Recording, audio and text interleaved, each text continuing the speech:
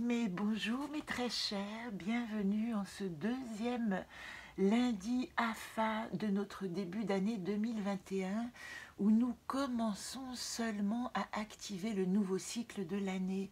Nous arrivons dans 2 jours à la première nouvelle lune de l'année qui se passera le 13, donc mercredi à 6 heures du matin. Et cette nouvelle lune n'est pas la moindre pour commencer et activer votre année 2021. Alors en quelques minutes, je vais vous donner quelques pistes assez simples, simplement pour vous accrocher au petit train qui redémarre. Et puis je vous présenterai après, pour celles qui ont l'envie et la curiosité, le jeu. Ce petit jeu, je vous présenterai toutes les cartes en un tout petit conte de 4 minutes qui vous permettra de rentrer dans l'histoire de Anacarte le jeu pour comprendre de quoi on parle à l'origine, puisque tous les dessins que vous voyez, ces dessins dans le Solune, ces dessins dans le jeu d'artiste, sont issus du même jeu, du même petit jeu que j'ai inventé il y a 20 ans et qui se reproduit à l'infini au fil de ces rencontres avec des mondes symboliques. Voilà pourquoi, et je vous en ai parlé déjà, je suis en train de préparer avec l'artiste Florence Joly, qui est une illustratrice et artiste de grand talent, un jeu qui sera associé à un jardin de fleurs et qui vous permettra de comprendre comment exalter la beauté de chacun de vos archétypes à travers des petites comptines, des petits mantras, des petites chansons faciles à retenir pour implanter en vous la force de votre archétype. Alors ça va arriver au mois de mai. L'édition fleurie de l'Anaconte enchantée est prévue pour le mois de mai et je reporte le hiking parce que vous le savez, voilà plusieurs mois et bientôt 1 an que je travaille sur le hiking, la version noir et blanc, et le travail est tellement immense de rassembler les informations, j'ai vraiment envie de faire quelque chose de chouette, donc ça attendra encore un peu, à mon avis, la fin d'année. Pour le moment, nous sommes en train de rentrer dans notre nouveau cycle. Je vous invite, pour celles qui ont le jeu Solune, à aller rencontrer la gardienne de vos cycles et rythmes. Elle est au début de l'Est. Vous voyez, nous avons quitté le Nord, nous sommes redescendus dans l'illumination de notre saut quantique, et le départ de la roue, à partir de mercredi, il se fait ici, et nous allons rentrer dans la magnifique gardienne qui parle à ses proches. Alors je vous donne juste les premiers mots de ce conte, de ce petit texte qui l'accompagne, parce que c'est notre naissance qu'elle raconte.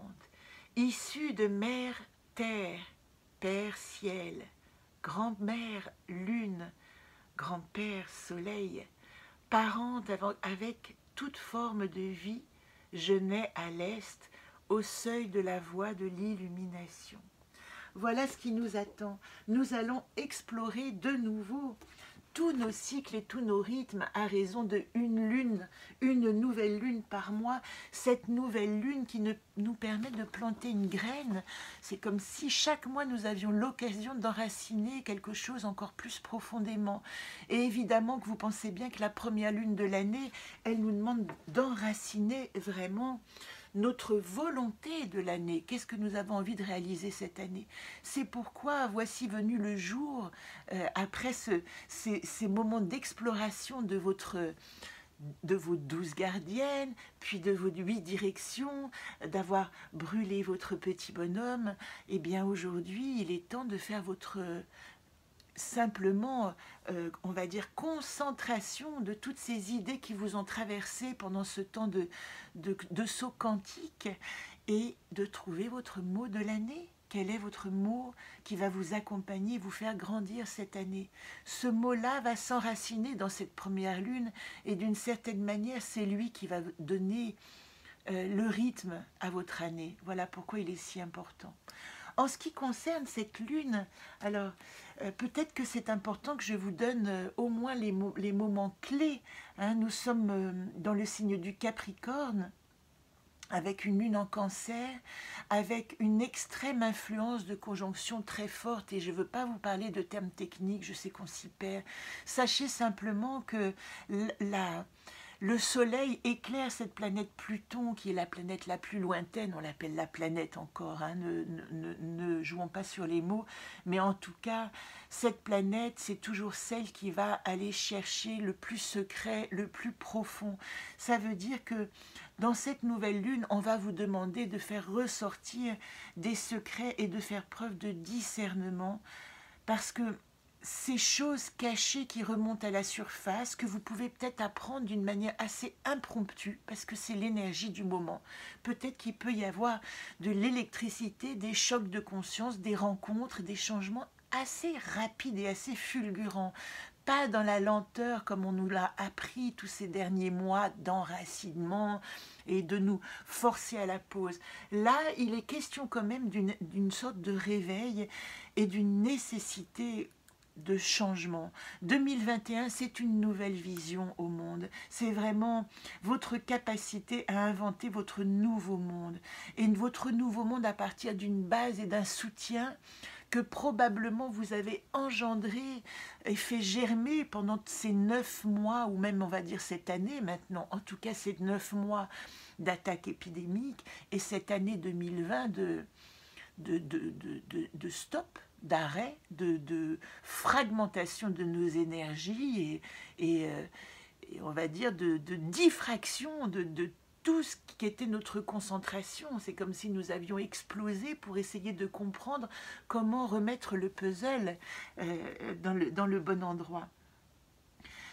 Nous entrons aussi dans l'intersaison. Alors les saisons chinoises, c'est quelque chose de merveilleux, hein. Vous savez que nous sommes dans la saison d'hiver, donc de l'introspection, du rein, jusqu'au 15 janvier.